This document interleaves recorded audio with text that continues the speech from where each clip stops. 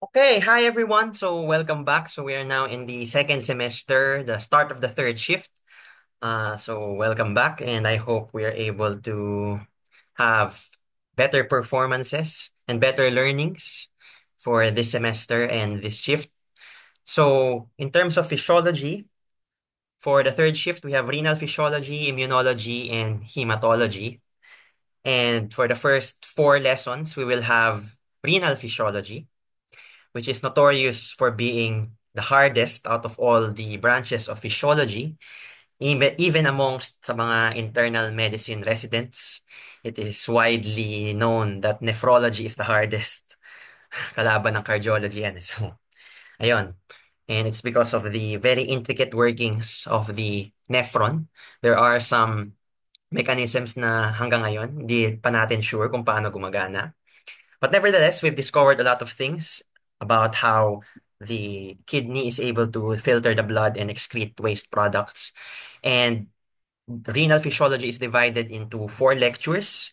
So for renal 1, so we will be discussing the filtration itself. So how does the solutes pass through from the blood to the nephron? So concepts here are filtration, ultrafiltration, glomerular filtration rate, renal blood flow. How do we regulate how much gets filtered? And this is probably the shortest among all the four lectures. Yung second one is probably the longest and most complex because dito na pumapasok yung ating reabsorption. So ano yung mga ni-reabsorb nating solutes? Ano yung mga iiwan natin sa nephron and papupunta sa urine? And ano yung mga isi-secrete natin? So this is reabsorption and secretion. So yung mga hindi na filter, pwede pang masikrit ulit. So dyan, makikita natin kung paano nangyayari yun. So for renal physiology number 3, we will be dealing with electrolytes primarily. How does the body handle sodium, potassium, calcium, magnesium, and phosphate?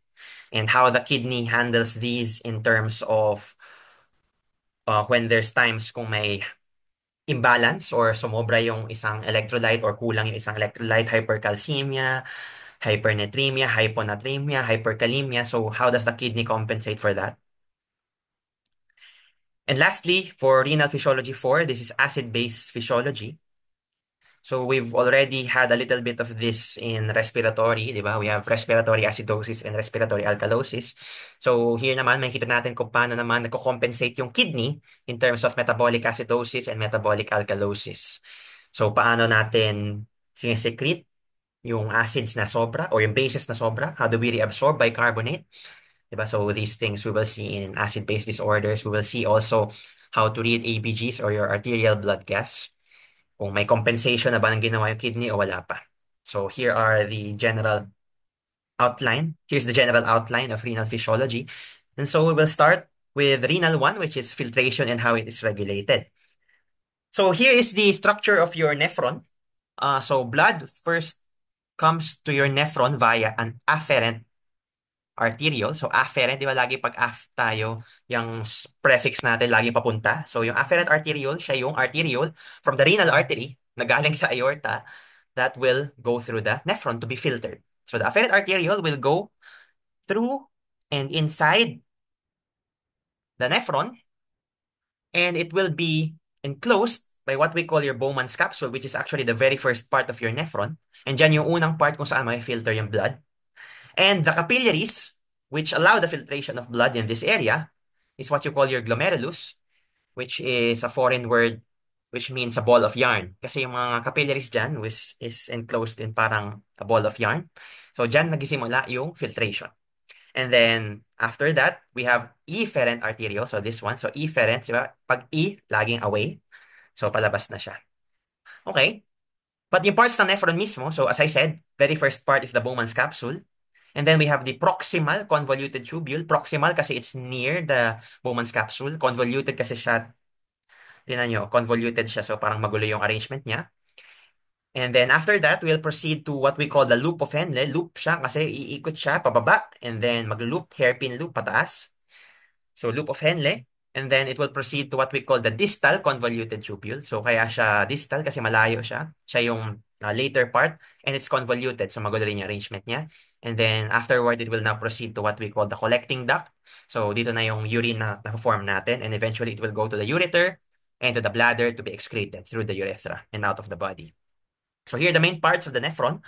The kidney itself, ito yung parts niya. So cortex, lagi naman pag cortex, di ba? Outside portion and renal medulla yung inside portion. So there are some nephrons which are cortical, meaning hindi sila bumababa papuntang medulla. So, yan sila, cortical nephrons sila. And meron tayong mga nephrons which actually have a very long loop of Henle which actually descend into the medulla and they are what we call juxtamedullary nephrons. And makikita natin yung importance sila mamaya because juxtamedullary nephrons, together with special types of your peritubular capillaries, by the way, peritubular capillaries, ito yung after ng efferent arteriole na umiikot sa loop of Henle and sa convoluted tubules. So, there's a special type of peritubular capillaries called your vasa recta, which surround these very long loop of Henles na nagde-descend din alongside them. And this is responsible for the concentration of your urine. So makikita natin mamaya paano nangyayari yun. Okay? So here are the different processes kung ano yung nangyayari sa pag-produce ng urine. So first, of course, you need to filter the blood to the Bowman's capsule and to the proximal convoluted tubule. And then some of the most important solutes or nutrients that we need na store or manatili sa katawan natin will be reabsorbed. So that's the process of reabsorption. And then, kung meron pang mga substances na hindi na-filter dito sa glomerulus na kailangan natin i-secrete. So, dito yan, mangyayari yan. So, the process of secretion. So, via your peritubular capillaries, pwede pa tayo mag-secrete. Aside so na-filter natin, pwede pa tayo mag-secrete. And then, it will now be excreted out of the body. So, yung total na na-excrete natin, of course, yung originally na finilter natin, minus yung reabsorb natin, so binalik natin siya sa blood, plus yung sinecrete natin ulit from the blood, papunta sa nephron, papunta sa urine. Okay? So here is another diagram that explains that. And then here we have your filtration fraction. So from the name itself, it's a fraction kung ilan yung na-filter mo out of dun sa dumaang dugo. Siyempre, ang formula niyan is GFR over RPF, meaning lang yan, filtration fraction, di ba? So GFR, which is your glomerular filtration rate, ilan yung na-filter mo, ano yung rate ng filtration mo in the glomerulus, over yung dumaang blood, which is the renal plasma flow or your renal blood flow. So kung mataas yung GFR mo, hindi marami ka na filter, mataas yung filtration fraction. Okay? So here are the components of your glomerulus or Bowman's capsule space. So makikita natin dito yung mga structures na kailangan daanan ng mga solutes natin before they are able to enter the nephron. And this is very important kasi not everything na nasa blood can pass through sa nephron. And the reason for that is, makikita niyo dito sa diagram na to, that primarily your basement membrane ay may negative charges. And the reason for that is, of course, di ba, yung mga cells natin have a phospholipid bilayer and phospholipids are made of phosphate. Phosphate is negative charge, di ba? PO4 negative 3 ang phosphate, so negatively charged yan. Primarily yung basement membrane, pero yung capillary endothelial cell, which is yung endothelial cell ng glomerulus, and yung podocyte foot processes, which are components of your Bowman's capsule, in the first part ng nephron mo, meron ding mga negative charges dyan. So, ano ibig sabihin nun? Yung mga negatively charged substances sa blood will not be able to pass through. Why? Kasi di ba like charges repel, so yung negative charges sa blood, tapos yung negative charges dun sa basement membrane primarily will repel each other, hindi makakadaan. So, as we can see here sa graph na to, sa yung mga anions natin, polyanionic. So anionic is, di ba, anions or negatively charged ions have low filterability. Meanwhile, yung mga cations natin, yung mga positively charged are filterable. Kasi like charges repel, di ba? Pero yung opposite charges attract. So yung mga cations, which are the opposite charges of the anions in your basement membrane, will be able to pass through. So higher yung filterability nila in comparison to your anions or your negatively charged substances. So for example, yung proteins natin like your albumin, 'di ba negatively charged din yung mga proteins natin. So hindi siya madaling makadaan. And aside from that, sobrang laki ng albumin and of course, kung sobrang laki ng solute mo, hindi rin siya makakapass through dito sa tatlong layers na to, your endothelial cell, your basement membrane, and your podocyte foot processes in your Bowman's capsule. 'Di ba? So ayan, no? As you can see, Ito ay relationship ng molecular radius and filterability. Regardless kung cation, neutral, or anion siya, the larger you are, so as you go to a larger radius, the lower your filterability will be. Kasi malaki nga siya, hindi siya makapag-pass through, hindi siya makalusot. So now, what is the concept of Fick's law of conservation? So, sinasabi lang nito na, syempre, kung ano yung concentration ng solute na pumasok times yung blood na pumasok, dapat yun din yung magiging concentration ng sum ng lumabas through your urine, or kung hindi man siya na-excrete through the urine, bumalik via your veins, through your renal vein. So, syempre, pumasok siya gamit yung artery, lalabas siya either through the urine or babalik sa systemic circulation via the vein. Dapat, kung ano yung pumasok, kung ano yung concentration ng mga pumasok, hindi yung concentration ng mga lumabas. Yan lang yung sinasabi nito. How about now the concept of clearance? Sinasabi lang dito sa concept of clearance is how much of the solutes in the plasma are we able to clear? Meaning, how much of the solutes are we able to excrete through the urine? So, kaya makikita niya sa formula ng clearance that in the numerator, you have your urinary concentration. Ibig sabihin, kung mataas yung urinary concentration mo, di ba, pag nasa numerator, directly proportional yan, higher here, higher here. Pag mataas yung urinary concentration mo, ano ibig sabihin nun? Ibig sabihin, na-excrete mo, na-clear mo siya from your plasma.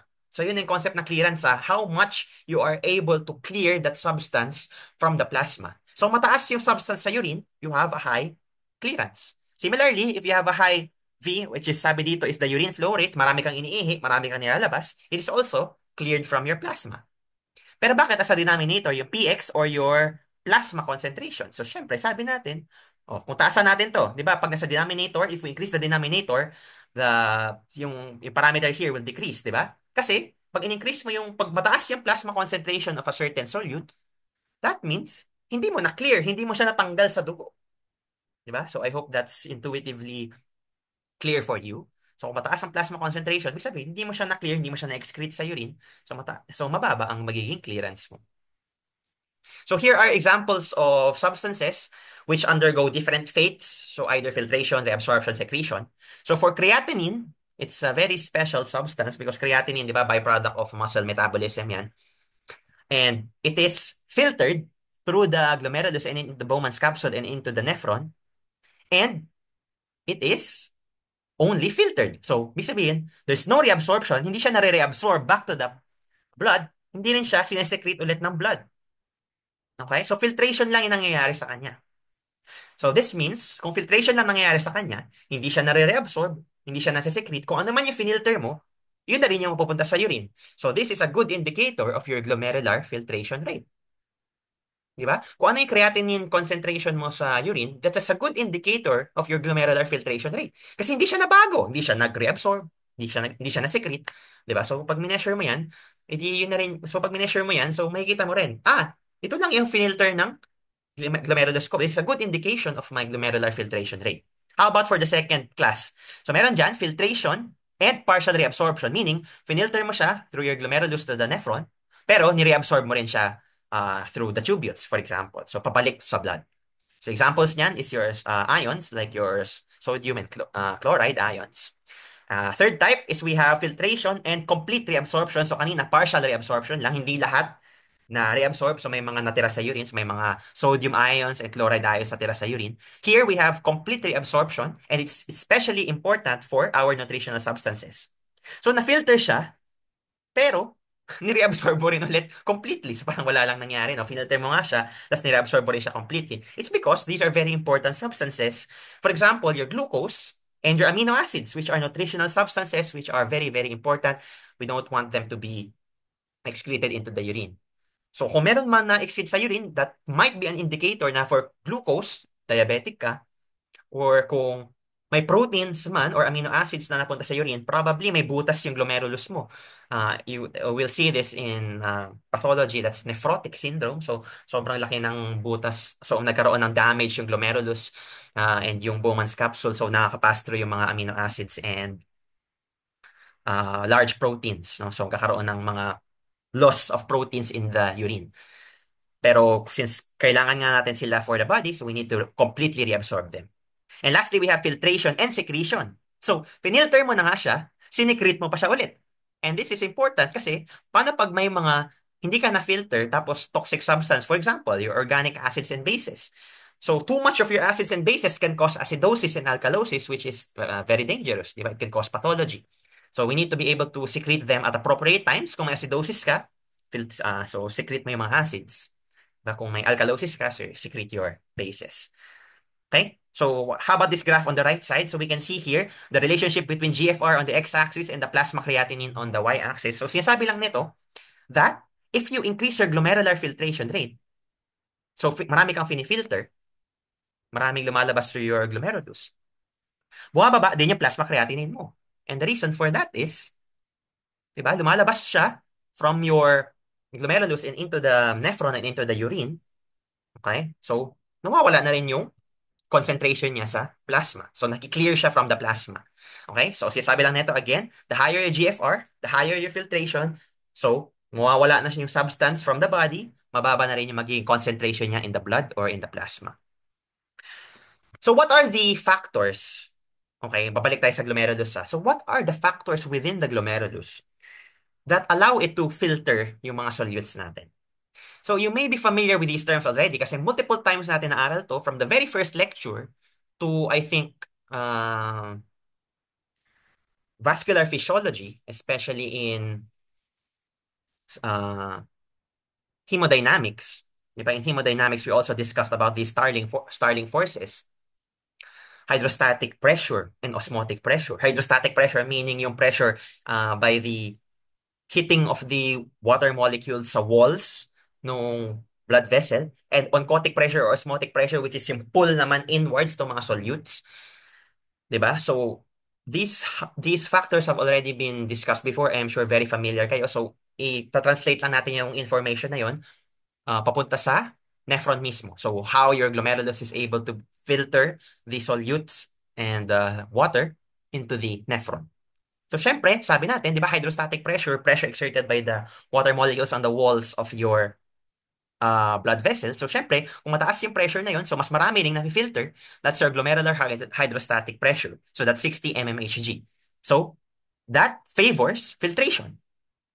Diba? Kung mataas tong hydrostatic pressure, mataas yung pressure, so mas na-filter from the blood towards the nephron. How about your colloid osmotic pressure? So, syempre, hindi naman lahat ay filter kasi nga, for example, albumin is not filtered kasi malaki siya and negatively charged siya. So, naiiwan siya dito sa glomerulus. So, what happens?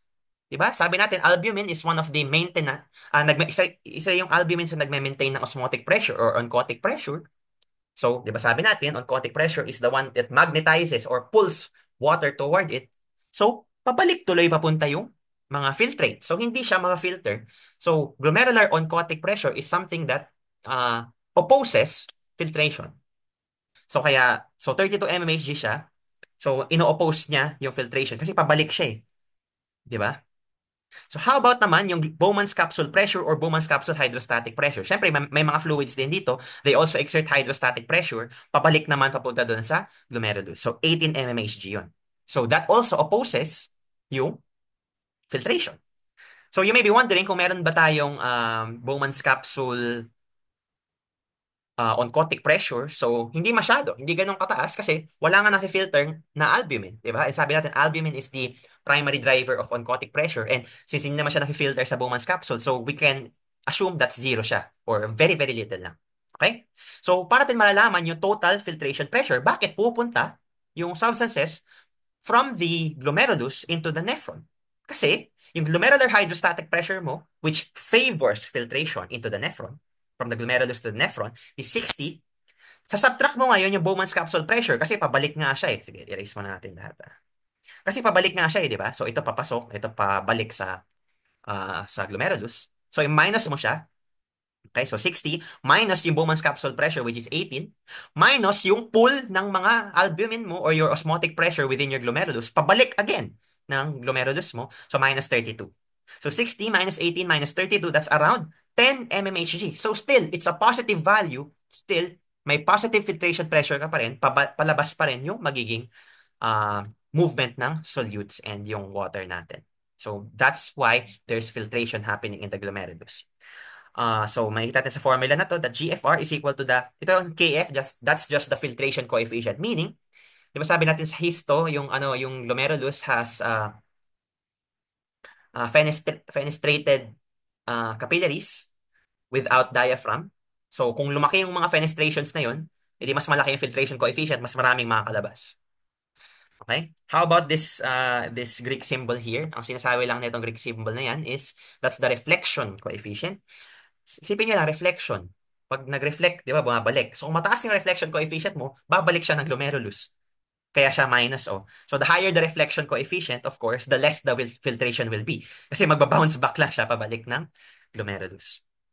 And others here, PGC, that's the glomerular capillary hydrostatic pressure. PBS is the Bowman's capsule hydrostatic pressure.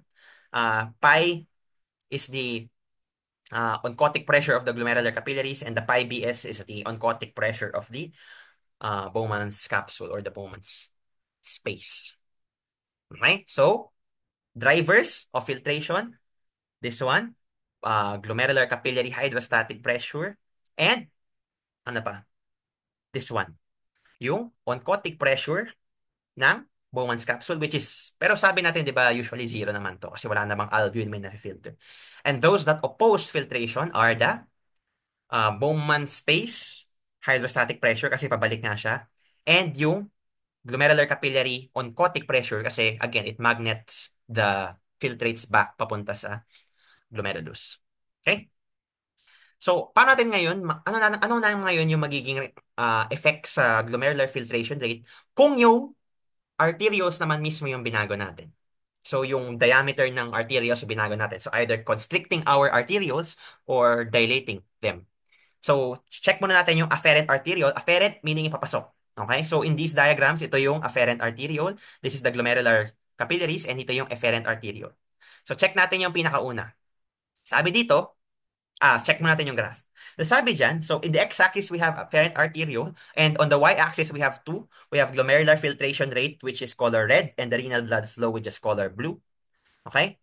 So, sabi dyan, both your GFR, your glomerular filtration rate, and your renal blood flow decrease if you increase your afferent arteriolar resistance. So, for example, ito. Pag in-increase mo yung afferent arteriolar resistance, so you constrict the afferent arteriole, lumiit yung diameter niya, syempre, hindi na rin magiging mataas yung amount of blood na makakarating dito, bababa yung glomerular capillary hydrostatic pressure, therefore, you will have decreased glomerular filtration rate. Diba? Kaya pababa.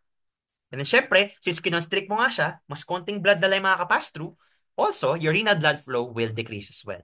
So, opposite lang yan. Syempre, pag dinilate natin, more blood will be able to flow. You will increase your hydrostatic pressure, increasing your GFR. And syempre, dinilate mo nga, so more blood will be able to flow. That's your renal blood flow.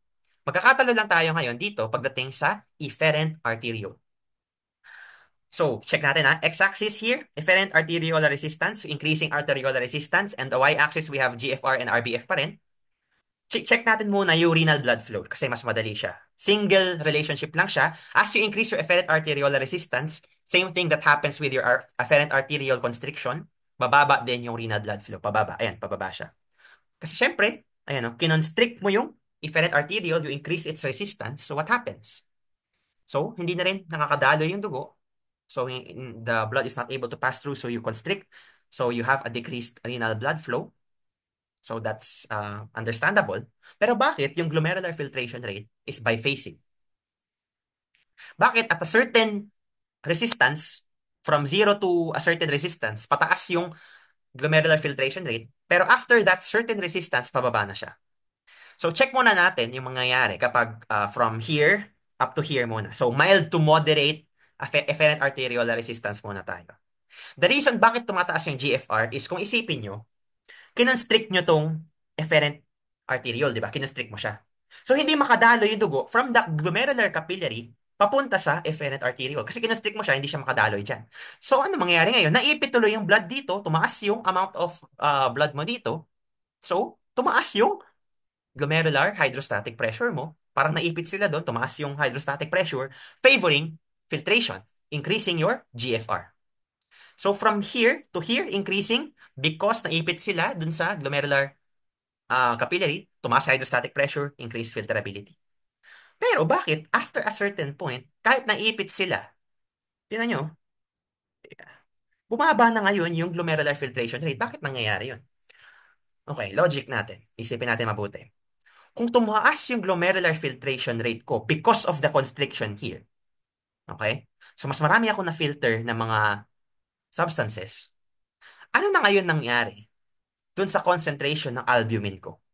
Guys, di ba sabi natin, hindi na-filter yung albumin. So, my albumin will just be staying here. And albumin is the most powerful contributor to, again, your osmotic or your oncotic pressure. So, the more na finifilter mo yung blood papunta sa nephron, nag-i-increase din yung concentration ng albumin mo kasi siya lang yung natitira dun sa glomerular capillary, hindi siya na-filter eh. So, nag-i-increase yung concentration niya, meaning your glomerular capillary oncotic pressure also increases. And as we said, your glomerular capillary oncotic pressure is opposes your filtration kasi yung force niya pabalik. So, minamagnet niya. So, hinihila niya yung mga solutes or yung water pabalik ng glomerular capillary, thereby decreasing your glomerular filtration rate. So, I hope that's clear. So, basta tandaan nyo, pag mild to moderate efferent arteriolar constriction, nag-i-increase ang GFR. Pero from moderate to severe efferent arteriolar constriction, nagde-decrease na ang GFR due to the increase in the glomerular capillary oncotic pressure due to the increase in concentration of albumin. Okay?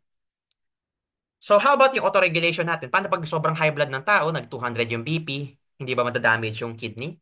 Luckily, just like in special circulation and hemodynamics and CV regulation, there's always autoregulation that happens. So kung masyadong mataas yung BP mo, so magkakaroon ng myogenic regulation. So kung mataas yung BP, mag-release ng calcium, myogenic regulation, constricting your afferent arteriole, maintaining renal blood flow.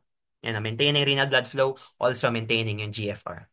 So kahit tumaas yung mean arterial pressure natin, look at here, may plateau dito, hindi nag-increase yung GFR and RBF because of autoregulation. Okay, I think this is 80 to 170 mmHg. So hanggang ganyan na BP, mananatili pa rin yung normal RBF and glomerular filtration rate. Okay? Okay, so aside from yung myogenic autoregulation, so di ba niregulate natin yung amount of blood flowing through the glomerulus via constricting or dilating your afferent arteriole. So kanina kung sobrang taas ng BP mo, so that would cause a constriction of your afferent arteriole. Okay? Para hindi sobrang taas ng renal blood flow and your glomerular filtration rate. Here naman nakikita natin yung regulation via yung nephron naman mismo. So nephron naman mismo yung magre-regulate. So kung sabihin natin mataas yung arterial pressure mo causing an increase in blood flow through the afferent arteriole, that would cause an increase in the glomerular filtration rate. Kung mataas yung glomerular filtration mo, therefore mataas din yung sodium chloride na dumaan dito sa nephron mo, and the high sodium chloride delivery will be sensed by a special group of cells, okay, in the distal convoluted tubule called your macula densa. The increased sodium chloride delivery there will cause an ATP release, which is metabolized, di ba? Adenosine triphosphate will be metabolized to adenosine. And that adenosine causes an increase in intracellular calcium levels. And sabi natin, di ba? Calcium is very important in muscle contraction. So always isipin nyo na, kapag may calcium lagi na tumaas, lagi kasunod niyan, contraction of a muscle. And especially here, constriction of your smooth muscles. So causing vasoconstriction of your afferent arteriole. So, returning blood flow to normal. Kasi nag-constrict, di ba? Masyadong mataas kanina, nag-constrict siya ngayon para ma-maintain yung normal levels. And that, kanina, that is caused by myogenic regulation. Ngayon naman, caused by an increase in delivery of sodium chloride in the macula densa. So, tulong-tulong sila para mag-regulate ng renal blood flow and glomerular filtration rate.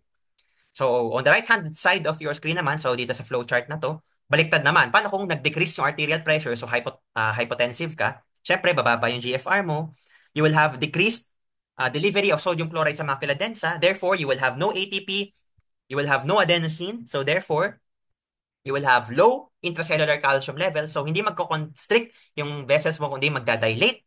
So, decreasing afferent arteriole resistance due to the dilation of your afferent arteriole, causing now an increase in the hydrostatic pressure. So, na-maintain mo pa rin siya, yung GFR mo, kahit mababa na yung arterial pressure mo.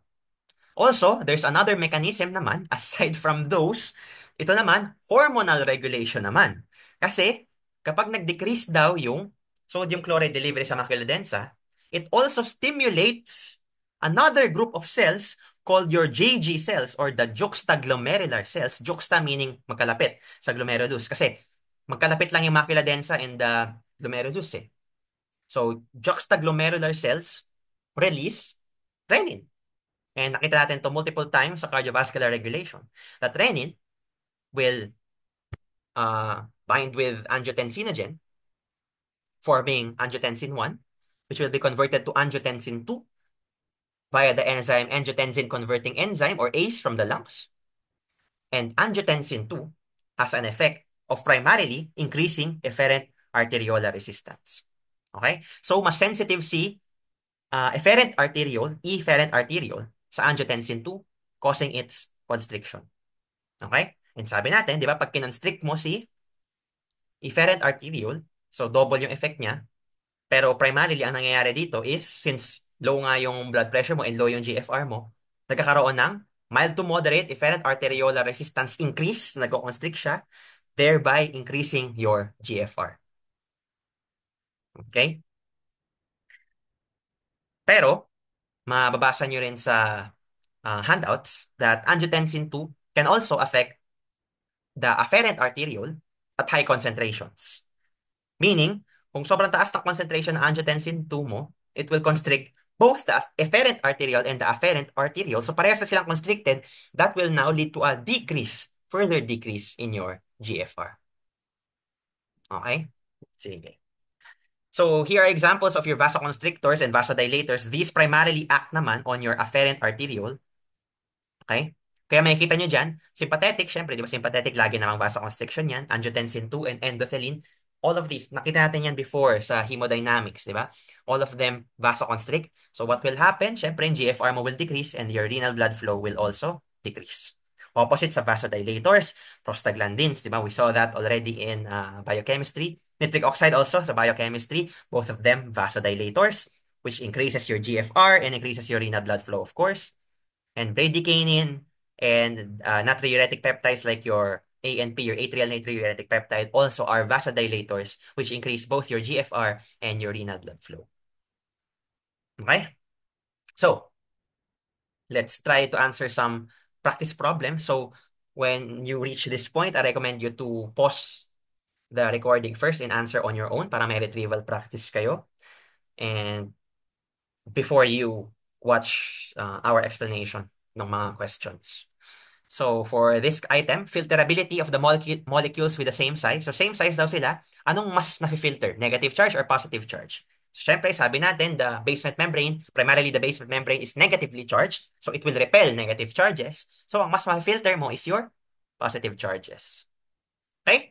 Next, oncotic pressure o yung pull ng albumin mo at the beginning ba of the glomerular capillary or at the end of the glomerular capillary. So, kung i-visualize nyo, ito yung afferent arteriole, glomerular capillary, efferent arteriole. Saan daw mas mataas ang oncotic pressure? Dito ba? Or dito? Kailan nga mas tataas ang oncotic pressure? Kapag concentrated ang albumin. Paano magiging concentrated ang albumin? Pag na-filter mo na lahat ng solutes and solvents mo, increasing the concentration of your albumin, thereby increasing the oncotic pressure. So, mas mataas ang oncotic pressure sa end of the glomerular capillary. Kasi na-filter mo na yung mga hindi kailangan. Nag-increase yung concentration ng albumin mo, increasing the oncotic pressure. Okay? Kasi sabi ko lang, sensitivity to angiotensin 2, that will be your efferent arteriole. So, angiotensin 2 causes the constriction of your efferent arteriole, mild to moderate constriction of your efferent arteriole, causing an increase in your GFR. Kasi 'di ba, mild to moderate, naiipit yung blood sa glomerular capillary, increasing filtration. Pero kung moderate to severe na, mas nangingibabaw na yung increase in the oncotic pressure dahil sa na-concentrate yung albumin. So now, you will decrease your GFR. Kaya sabi natin, at very, very high concentrations of angiotensin 2, the efferent arteriole will lead to strong constriction, thereby decreasing GFR. Also, constriction of the afferent arteriole, causing low GFR as well. Okay? So next, glomerular filtration rate. Ano mas mataas na glomerular filtration rate kapag nag-constrict ba yung afferent arteriole or the mild to moderate efferent arteriolar constriction? Siyempre, this is letter B. Di ba? Kasi, pag kinonstrict mo yung afferent arteriole, Ano mangyayari? Hindi makakadalo yung dugo papuntang glomerular capillary, you will have low glomerular filtration rate. Pero kapag yung efferent arteriole yung kinonstrict mo, so mild to moderate lang, yun yung mag-i-increase ng glomerular filtration rate. Next, variation relationship, afferent arteriolar diameter and glomerular filtration rate. So this is definitely letter A. So in-increase mo yung diameter. So mas maraming blood makakadaloy, you will increase your hydrostatic pressure, increasing your GFR. Identification, a metabolite of ATP produced by the macula densa that causes afferent arteriolar vasoconstriction. This is adenosine, which again, ano nangyayari? Nag-i-increase yung calcium, causing vasoconstriction. Okay? Vasoconstrictors produced by the macula densa. So, that's adenosine, yes, vasoconstrictor. Prostaglandin is a vasodilator, and nitric oxide also is a vasodilator. Okay? Filtration is favored in these capillaries, peritubular capillaries or glomerular capillaries. Saan nga mas nangingibabaw yung filtration? Siyempre, sa glomerular capillaries into the Bowman's capsule. Peritubular capillaries, ang nangingibabaw is your reabsorption and secretion. Di ba? Next, glomerular filterability of sodium ions or albumin. Sodium ions are cations and they are small. Albumin is negatively charged, tas malaki siya, so hindi siya na-filter. So, mas na-filter yung sodium ions. Okay? Next, converts angiotensin 1 to angiotensin 2. Spell in full. So, this is angiotensin converting enzyme. Kayo na bahala mag-spell in full. So, this is ACE. And this is produced in the lungs. Okay? Angiotensin converting enzyme. Substances that reduce both GFR and RBF, meaning kung na-reduce both GFR and RBF, ibig sabihin, nag-vasoconstrict yung afferent arteriole. Tama? So, endothelin ba is a vasoconstrictor? Definitely. Nitric oxide ba? Ang nitric oxide is vasodilator, so hindi. Angiotensin 2 is a vasoconstrictor, so definitely yes.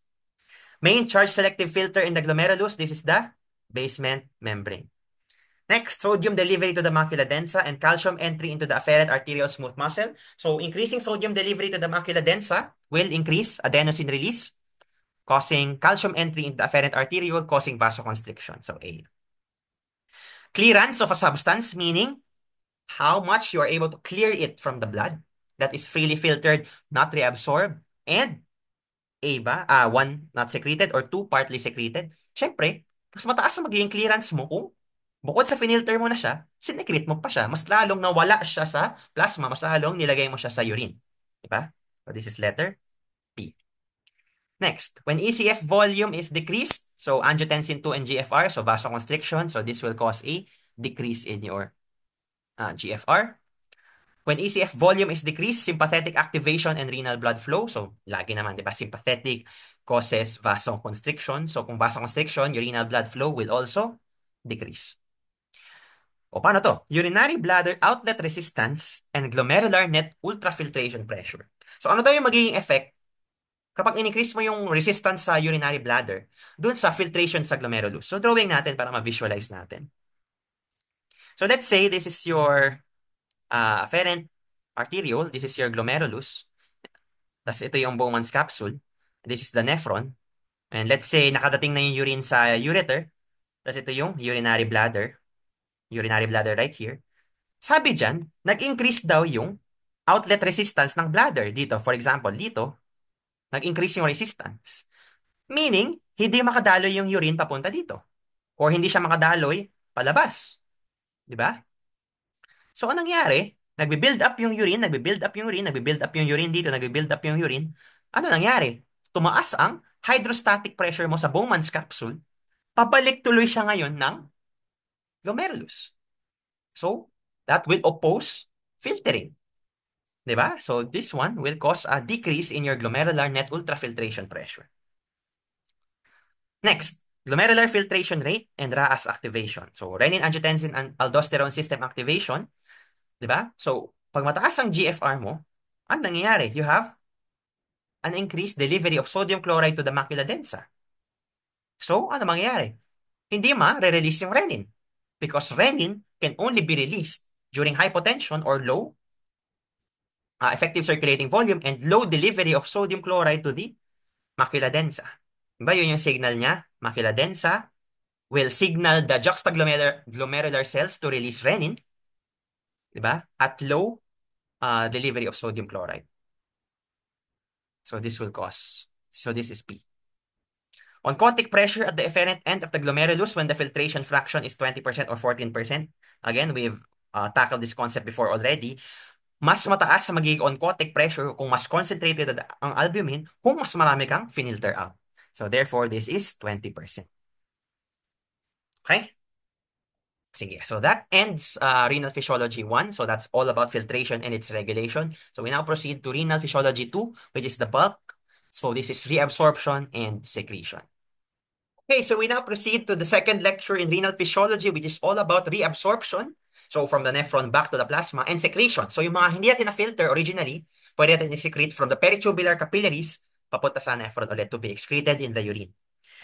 So, as you can see in this table, makikita nyo dito yung mga substances which are filtered and yung percent of the filtered load reabsorbed. Meaning, for glucose, for example, which is an essential nutrient that we don't want to lose in the urine and we want to reabsorb back to the blood, 100% of it is reabsorbed. Same thing with your bicarbonate, which is an essential buffer of blood para hindi magbago yung pH, para hindi magkaroon ng acidosis or alkalosis. Pero yung mga electrolytes natin, like sodium, chloride, and potassium, sabi natin kanina, they are only partially reabsorbed. So some gets lost in the urine, but majority of them gets reabsorbed. So 99.4%, 99.1%, and 87.8%. For urea, it's half and half. So 50% ng urea na finilter natin will be reabsorbed and 50% of it will be excreted in the urine. And sabi natin, di ba, urea is a byproduct of amino acid metabolism. And, di ba, magiging, yung amino group magiging ammonia and it's toxic. So, ginagawa siyang urea by the urea cycle. And it is excreted 50% into the urine. And creatinine, which is a byproduct naman of muscle metabolism. Sabi natin kanina, it's only filtered and it's not reabsorbed nor may nasa-secrete. So, kung ano yung finilter mo, yun na rin yung lalabas, may excrete mo sa urine. So 0% of creatinine is reabsorbed. So as you can see here, the processes involving reabsorption, so reabsorption natin is from the tubular lumen or from the lumen of the nephron, papunta sa peritubular capillaries, which are, kaya nga siya tinawag na peritubular, peri around, tubular, so they are the capillaries that surround your nephron, and dyan pupunta yung mga reabsorbed substances natin from the lumen of the nephron. Okay? So, yung mga kailangan natin sa katawan, yung mga nutritional substances and electrolytes, we will be reabsorbing them either through a paracellular path, so paracellular sa gilid ng cell mismo. So, sa tight junction sila and not within the cell itself. And we have the transcellular path, so within the substance of the cell itself. So, dyan siya dadaan. So, that's transcellular. We also have, of course, passive diffusion or passive transport. So, that's from high to low concentration without the need for energy. Okay? And the special type of that is osmosis for water naman. Okay? So, high to low water concentration. The diffusion of your water is osmosis. We also have active transport from low to high concentration naman, which requires ATP. Pag primary active transport, yung transporter mismo yung gumagamit ng ATP. Kapag secondary active transport, it just uses the gradient of another primary transport para matransport from low to high concentration. As you can see here on the diagrams on the right. So we have a secondary active transporter here, SGLT, sodium, glucose, co-transporter. So it is secondary active transport. Why? Because low to high concentration ng glucose mo. So what do? We use the gradient produced by your sodium from high to low concentration to power yung movement of glucose from low to high concentration. Bakit nangyari to yung sodium pumasok? It's because of the production of the low concentration of sodium inside the cell by your primary active transporter, which is your classic sodium potassium ATPase. So this is your primary active transport. This is your secondary active transport. So nakita nyo na how the movement of your sodium papasok ng cell powers the movement of your glucose from low to high concentration. So that's a secondary active transport. Same thing with your amino acid. This is the sodium amino acid co-transporter. This is also a secondary active transport. So ginamit lang niya yung gradient ng primary active transport. Hindi siya mismo yung gumagamit ng ATP. We also have here a counter-transport naman kasi opposite direction. Kasi to maintain electroneutrality, pag may pumasok na positive, dapat may lalabas na positive. This is your sodium hydrogen exchanger. Papasok si sodium, lalabas si hydrogen. And this will be very important for us in acid-base physiology pag nag-excrete na tayo ng mga hydrogen ions. Okay?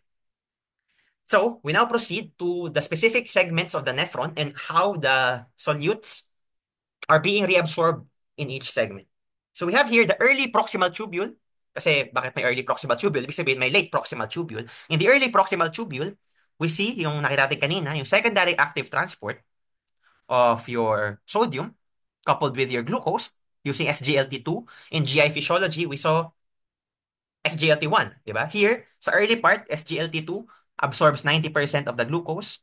Pero yung makikita natin later sa late proximal tubule, yun na yung familiar tayo, SGLT1, that's only 10%. So, kung sa GI, primarily SGLT1, sa renal physiology, this is SGLT2, ang primary secondary active transporter for glucose. Okay? And then we have here yung sodium amino acid co-transporter, sodium anion co-transporter, and yung sodium hydrogen exchanger. Okay? Para naman sa late proximal tubule, so sabi natin kanina, di ba, we have here SGLT1 which is not shown here. So pero may SGLT1 dito which is still a co-transporter of sodium and glucose pero 10% na lang siya. We still have your sodium hydrogen exchanger, but now we have here your chloride anion exchanger. So, dito na natin ma-absorb si chloride ions sa late proximal tubule. So, primarily, your chloride ions are reabsorbed in your late proximal tubule. So again, in the early proximal tubule, it's your glucose, amino acid. Here in the late proximal tubule, it's primarily your chloride. And syempre, sabi natin, di ba, osmosis is driven by osmotic pressure, which is driven by solutes. So where solutes are, water follows. So kung pumasok yung sodium dyan, pumasok yung chloride, papasok din yung water dyan. Di ba? And by the way, yung pagpasok ng water dito is causes a phenomenon called solvent drag. Solvent drag. Parang dinadrag niya yung mga other electrolytes like your potassium and calcium and magnesium papasok din and pabalik sa plasma. So, marireabsorb din sila kasi parang dinadala sila, inaanod sila nung water na i-reabsorb via osmosis. Okay? So, that's solvent drag. So, yung mga electrolytes are also reabsorbed here. So, as we can see in this graph, here is the distance along the proximal tubule. This is the effective concentration. So as you go through the proximal tubule, more and more gets reabsorbed na bicarbonate, more and more na nare-absorb na glucose, more and more ang nare-absorb na amino acids and your anions like your lactate. Pero bakit? Sabi natin dito, bakit yung osmolality or concentration ng sodium mo remains the same? Why is it isosmotic? Okay? Why is it isosmotic with plasma? Bakit yung concentration ng sodium sa nephron and sa blood parehas lang? Bakit hindi siya nagbago? Well, kung iisipin natin, nag-reabsorb tayo ng sodium, pero nag-reabsorb din tayo ng tubig. So parang wala rin nangyari. Di ba? So kaya ganon. So, kaya siya nag-platoon.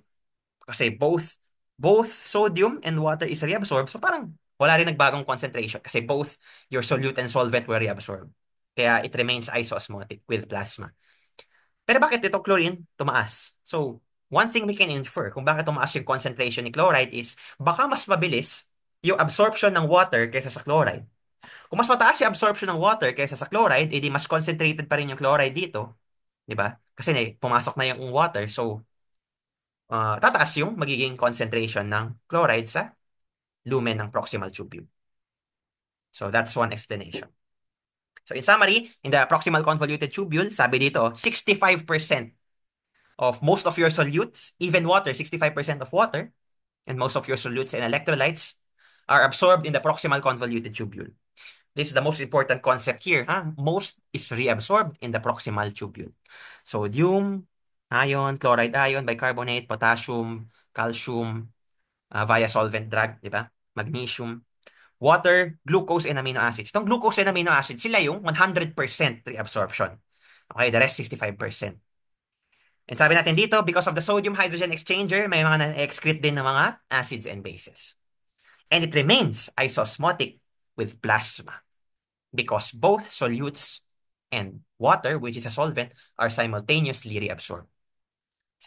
So, paano naman kung kanina reabsorb reabsorption para naman yung secretion ng mga anions na hindi natin kailangan. So, we just make use of your organic anion transporter.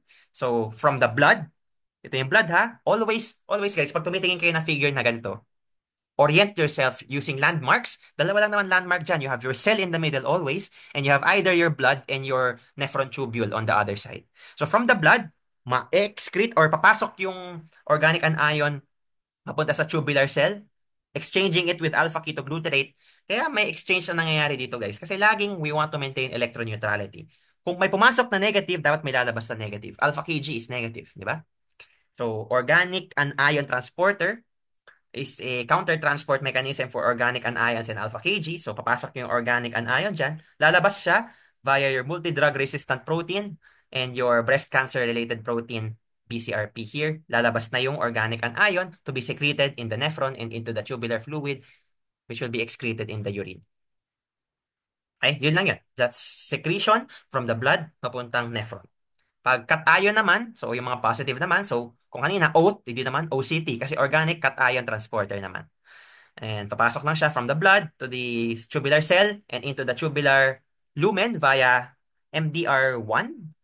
Same thing, I think. This is, I think, still multi-drug resistant protein, pero naman for organic cations. And you have your mate as well here. So counter-transport siya ng hydrogen ion or proton and yung organic cation. So I think mate means multi-drug and toxin extrusion protein. Okay? So that's for the secretion of your anions and cations na hindi kailangan ng katawan natin. Now we proceed to this part right here, very thin structure and the beginning of your loop of Henle. This is what you call your thin descending loop of Henle. And as you can see, very simple lang trabaho niya. But very important, as we will see later, the thin descending loop of Henle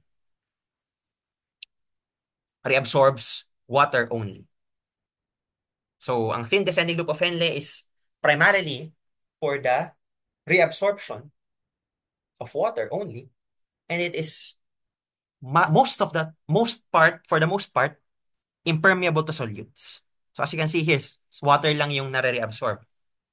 So, impermeable siya to sodium chloride and other solutes. So, yan lang yung trabaho ng thin descending loop of Henle. When we get to the thin, this one, hindi pinakita pero when we reach di ba, ito yung hairpin loop, this is the bend of the loop of Henle, and this is the thin, so payat na ascending loop of Henle.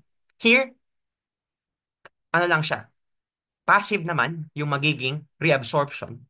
Pero hindi na water yung mga reabsorb, kundi yung solutes mo, primarily your sodium. So, ang palatandaan ko dyan, ang ascending loop of Henle, both the thin and the thick ascending loop of Henle, letter A, ascending, ayaw sa tubig. So, baliktad sila kanina. Ang thin descending loop of Henle kanina, marireabsorb mo yung water, pero ayaw niya sa solutes.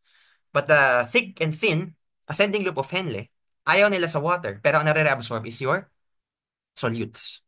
So for your thin ascending loop of Henle, it's a passive transport. So again, this is passive transport. Pero pag nakarating na siya ng thick ascending loop of Henle, this is now active transport. Kasi dito kanina, high to low concentration pa eh. So passive transport na. Eh paano pag naubos na yung solutes dito sa nephron mo? So low to high concentration na yung kalaban niya. So kalaban na niya yung gradient, di ba? So you need active transport here. Kaya siya naging thick. Kaya lang naman siya naging thick kasi may mga mitochondria na siya dito. Yung cell mismo. Kaya siya naging thick ascending loop of Henle. Meron na siyang mitochondria to produce ATP for the secondary active transport. Right? Or for both primary and secondary active transport, di ba? So 25% of your solutes are reabsorbed here. Okay? So primarily your sodium, chloride, and potassium. So the transporter that allows the reabsorption of these solutes back into the blood is your NKCC2 or your sodium potassium 2 chloride transporter. So to maintain electroneutrality, kung may pumasok na dalawang positive, sodium at potassium, dapat may dalawang negative din na pumasok, which is your chloride. So this is your NKCC2, and this is the one that reabsorbs 25% of these solutes right here. And this is blocked by your loop diuretics, furosemide, ethacrylic acid, and bumetanide. If you block the reabsorption of these solutes, they will remain in the tubular fluid. So where solutes are, water follows. So you excrete more water. So maiihi mo siya. So kaya sila tinawag ng mga diuretics. And loop diuretic because they act on the loop of Henle. Okay? So again, the thick ascending loop of Henle, it's a active transporter. Second, so it has a primary and secondary active transporter of your solutes, reabsorbing 25% of your sodium, chloride, potassium, and your other electrolytes. Okay? Bakit sabi dyan, naging hypoosmotic daw yung tubular fluid? Kasi syempre, nireabsorb mo yung mga solutes without absorbing water as well. So ano nangyari? So tinanggal mo yung mga solutes mo, naiwan yung tubig, so naging hypoosmotic ka tuloy. Wala na osmotic pressure dito kasi wala na yung mga solutes mo. So in summary, makikita natin yung magiging osmolality ng tubular fluid as it goes through the nephron. So initially, di ba sa proximal convoluted tubule, isosmotic lang siya. Again, because nagreabsorb ka ng solutes, pero nagreabsorb ka rin ng water. So 300, 300 pa rin. 300 yung, I think 280 yung ano natin, di ba, yung plasma osmolality natin. So around similar lang, 300 ang magiging osmolality at the end of the proximal convoluted tubule. It will now enter the thin descending loop of Henle, where sabi natin, only water is reabsorbed. So it's impermeable to solutes. Pero pagdating sa ascending loop of Henle, ayaw na niya sa tubig, yung solutes na lang yung mga mare-reabsorb. Diba? As we can see here, descending loop, water na re-absorb. Sa ascending loop, it's your solutes that get reabsorbed. So, tingnan nyo yung nangyari sa osmolality. Nag-i-increase as you go down the loop. Why? Because you absorb water, mas nako-concentrate yung solutes dito. Right? Hanggang sa umabot siya ng 1,200. 1,200 yung osmolality niya. Pero pag akyat niya ulit, ano nangyari? Since solutes naman yung nare-reabsorb natin ngayon, pababa na ng pababa yung magiging osmolality. So, nire-reabsorb mo na sila and you will return to a hypoosmotic state. Ayan, 100 na lang yung tira. So, this is hypoosmolar. Okay? So now we proceed. So tapos na tayo sa loop of Henle. Now we proceed to the early distal convoluted tubule. So kung nakita kayo ng early, ibig sabihin meron ding late distal convoluted tubule. And ang gusto ko lang malaman nyo dito is yung properties of the early DCT is very similar to the ascending loop of Henle. So ayaw nila sa tubig, but they reabsorb yung sodium and chloride. So wala nang potassium primarily dito. So it's your NCC or your sodium chloride co-transporter yung nare-reabsorb dito. Ayaw sa tubig, kaya na-reflect. So, ang nare-absorb mo dito is your solutes. Around, I think, 5%. So, this is blocked by your thiazide diuretics. Okay? Now, pagdating natin sa late distal convoluted tubule and your cortical collecting duct, CCD means cortical collecting duct. Cortical kasi nasa cortex, diba ito yung medulla. So, this is the medullary collecting duct. This is the cortical collecting duct. Okay?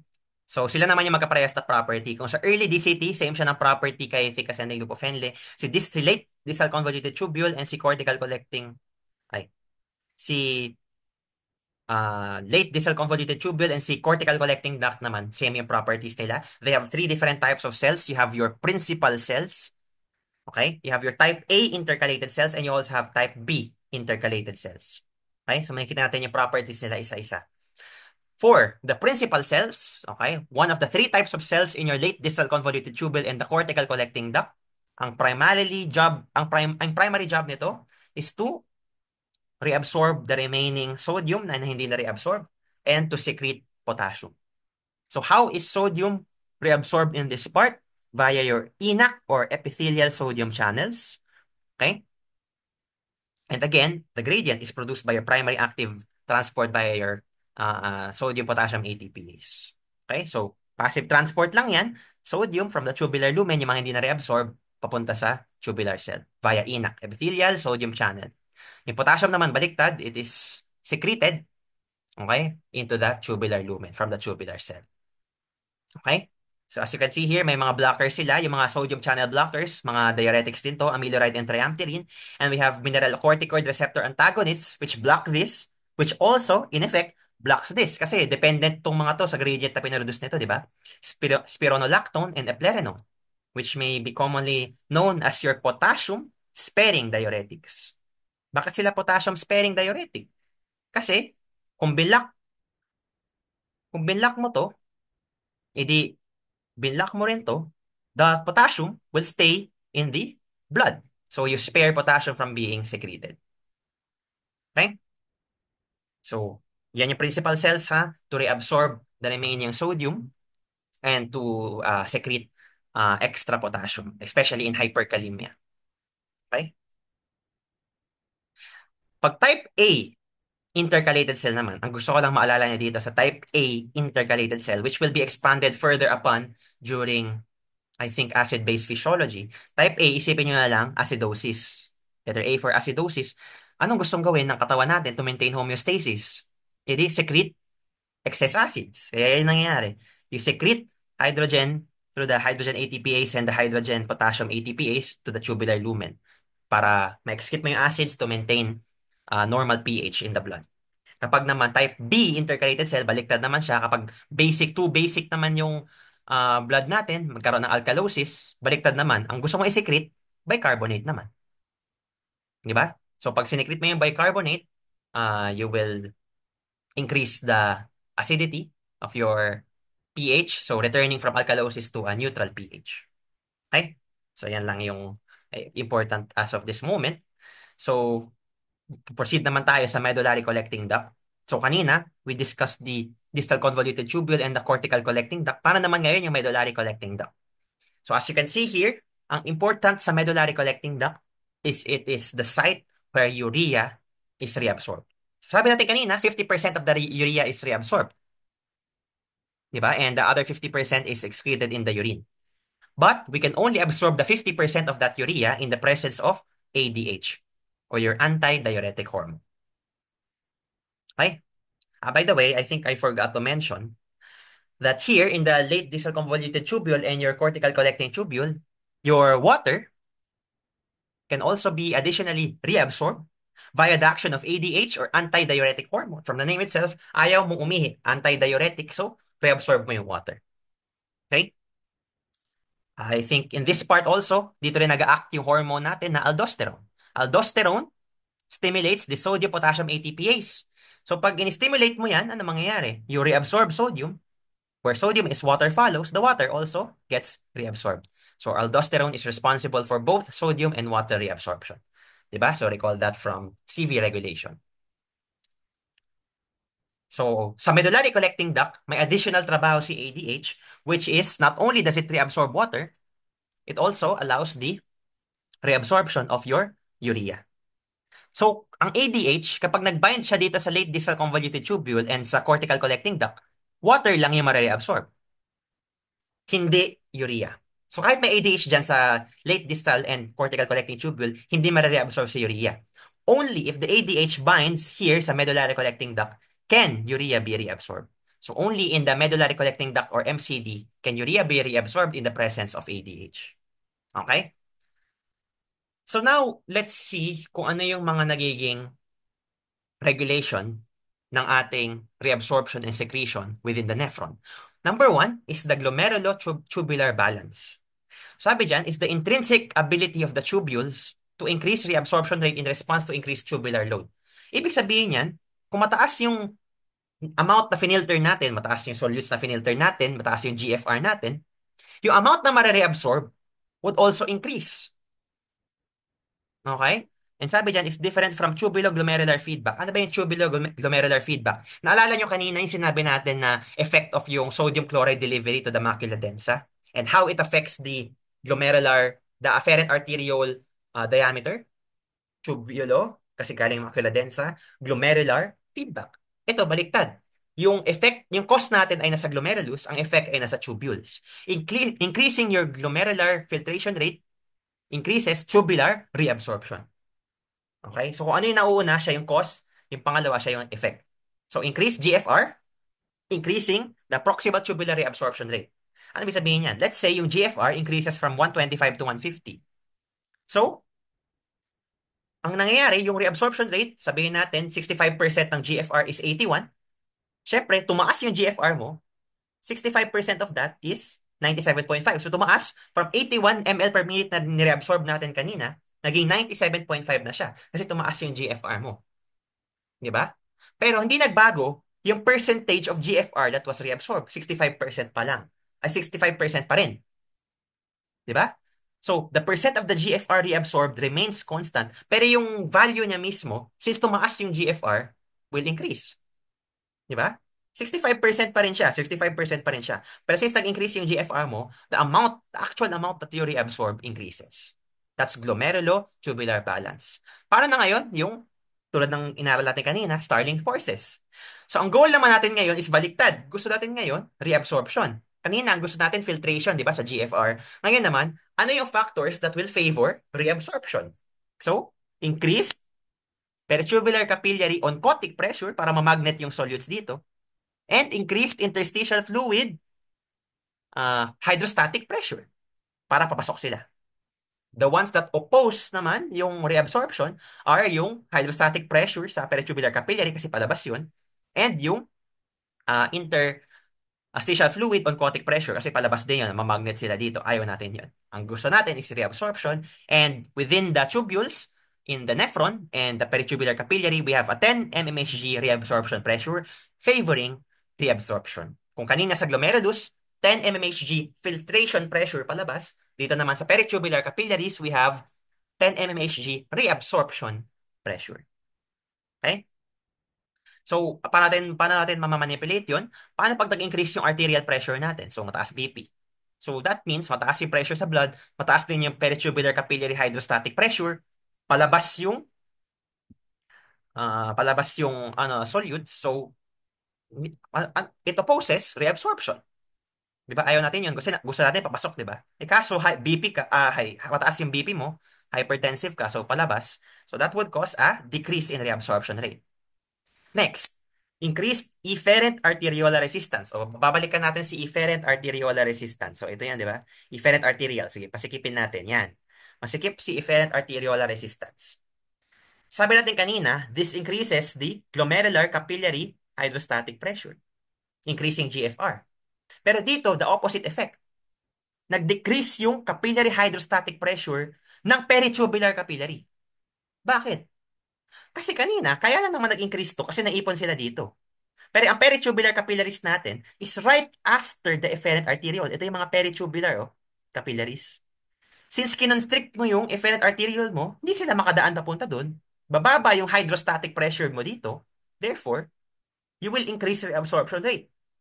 Diba? Mababa yung hydrostatic pressure mo, hindi lumalabas. So, mas maraming makakapasok na solutes, mas marare-absorb mo yung uh, load mo. Diba? So, sabi dito, in short, efferent arteriolar constriction will increase glomerular uh, hydrostatic pressure but decreasing peritubular hydrostatic pressure. Next, increasing systemic plasma oncotic pressure also increases peritubular oncotic pressure. So, mamagnet sila pabalik ng peritubular capillary, increasing reabsorption rate. Next, filtration fraction will increase peritubular oncotic pressure. Bakit? Kasi di ba, increasing filtration fraction, mas maraming matitirang albumin or tataas yung concentration ng albumin na natira. Meaning, you will increase your oncotic pressure or the magnet, increasing reabsorption rate. Okay? So, never mind this. Next, hormonal regulation naman tayo. So similar sa nakita natin kanina, 'di ba? Pag low yung sodium chloride delivery sa macula densa, it will signal the juxtaglomerular cells to release renin, which will bind with the angiotensinogen from the liver, 'di ba? Turning it into angiotensin 1. Angiotensin 1 through the action of ACE or angiotensin converting enzyme will turn it into angiotensin 2, which will now go to the brain to release arginine vasopressin or ADH. And angiotensin 2 can also bind to the adrenal cortex to release aldosterone. And aldosterone and ADH will act both on the kidney. Aldosterone for increased sodium reabsorption and water reabsorption. So this is aldosterone. Pero ADH is only responsible for water reabsorption. Kung mataas yung reabsorption nitong mga to, that means decrease yung excretion nila, decrease yung excretion both of sodium and your water. Okay? So, nangyayari to again kapag low yung effective circulating volume or mataas yung osmolality ng blood. Diba? Kasi kung mababa yung volume mo, so mababa yung solvent mo, so magiging mataas, concentrated yung solutes mo, tataas yung osmolality. So, this will happen. Okay? So, your aldosterone for sodium and water reabsorption, ADH for your water reabsorption. So, here's the summary. Okay? So, summary yan na sinabi natin. Ang extra na lang dito is I think atrial natriuretic peptide. So opposite siya. So this is now decreased NaCl reabsorption kasi if you recall from CVReg, nare-release lang naman yung atrial natriuretic peptide if we have increased effective circulating volume. So kung fluid overload tayo, ANP will be released causing increased sodium excretion. So ilalabas natin yung sodium para mabawasan tayo ng fluids which will decrease NaCl reabsorption. Okay? So yan yung nagiging effect nila. These are just diagrams to explain yung table. So angiotensin 2, by the way, angiotensin 2 bukod sa ina-activate niya yung release ng ADH and aldosterone, sarili niya meron din siyang effect. Okay? So angiotensin 2 can bind in the proximal convoluted tubule to increase sodium reabsorption. Yan, oh. Sinistimulate niya yung sodium reabsorption pabalik ng blood. Pero yung ADH, okay, acts here on the late distal tubule and the cortical collecting duct. And the binding of your ADH or your AVP, parehas lang yun ha, ADH and AVP, allows the production of your aquaporin 2, which will go to the membrane. And aquaporin 2, aquaporin from the name itself, allows the reabsorption of water. Okay? So again, ADH or AVP causes the production of your aquaporin 2 channels, which will translocate to the membrane to allow the reabsorption of water. Ito yung sinabi natin kanina, baliktad naman, pag increase plasma volume, increasing ANP, increasing sodium excretion. Okay, so the next 3 slides are probably the most difficult concepts to grasp in all of renal physiology. Kung pinakamahirap na branch of physiology, renal physiology, the next 3 concepts are the reasons for that. Countercurrent multiplication, urea recirculation, and countercurrent exchange. The reason for this is, yung difficulty nila, is because there's so many things happening and they're all occurring at the same time. All of them have one goal and one goal only: to produce concentrated urine. Concentrated urine means you reabsorb water to prevent dehydration. Okay? Ang goal natin is makapag-form ng concentrated urine, which means we reabsorb a lot of water, which means we don't get dehydrated, especially kung hindi tayo umiinom ng tubig. How do we then get water from the nephron to be reabsorbed? We want to have a very strong or very high osmotic pressure. How do we get a very high osmotic pressure? By concentrating the medullary interstitium. By the way, yung medullary interstitium is, sige, drawing natin. Kung ito yung nephron, sige, loop of Henle, let's say nephron yan, the space, sige, drawing muna natin yung blood vessel, yung peritubular capillary. Di ba? So, ang direction ng reabsorption natin is pag ganun, di ba? Ito yung nephron papuntang blood. The space before it actually reaches the blood, itong space na to, this is your interstitium. So, in order for us to concentrate the urine, okay, so kunwari ito yung collecting duct. Yan, collecting duct, papuntang kidney na to. Ay, papuntang kidney, papuntang ureter and papuntang bladder. We want to be able to concentrate solutes in the medullary interstitium to create a very large osmotic pressure so that water will be forced to be reabsorbed here. Tama?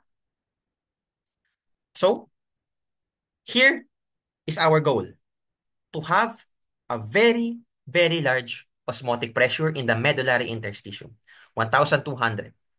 Kaso sabi natin, di ba, your plasma initially has an osmotic pressure of 300. Di ba? 300 yung osmolarity niya. So let's say 300 din yung osmolality dito sa nephron mismo. How did we create this gradient right here na sa pinakababa ng medullary interstitium, we've reached a concentration, medullary interstitium concentration of 1,200, which is very favorable kasi sobrang lakas ng pull niyan, mas marere-absorb mo yung water. How did we produce that? The one that produces this gradient is your loop of Henle. This is the loop of Henle. Okay? Through the process of countercurrent multiplication. Countercurrent multiplication, from the name itself, countercurrent, kasi yung isa pababa, yung isa pataas. And multiplication, kasi eventually, yung osmolality natin 300, gagawin natin yung 1,200. And we will do that through a series of steps. Okay? So para hindi tayo ma-overwhelm, focus muna tayo step by step. Step number 1. Let's say, theoretically, at the beginning of time, hindi pa active ang countercurrent multiplication. 300 osmoles pa yung interstitium natin, 300 osmoles yung plasma, 300 osmoles din yung nephron. Lahat sila 300. Ang goal natin, in mind, to have a concentrated medullary interstitium of 1,200. How do we do that? First, sabi natin, the ascending loop of Henle, ayaw niya sa tubig, pero nare-reabsorb niya yung solute. Tama? Nare-reabsorb niya yung sodium, chloride, and potassium.